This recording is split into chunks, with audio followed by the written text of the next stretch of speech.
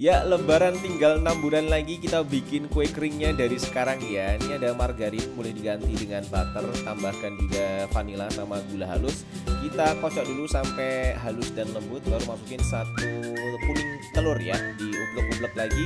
Kemudian masukin ada susu bubuk sama maizena, boleh diayak-ayak dulu seperti ini ya. Kalau nggak yakin adonannya itu halus ya, diublek-ublek. Terakhir masukin 200 gram tepung terigu, diaduk-aduk aja semuanya sampai adonannya menyatu. Baru kita pipihkan dan bisa dicetak-cetak sesuai keinginan masing-masing ya.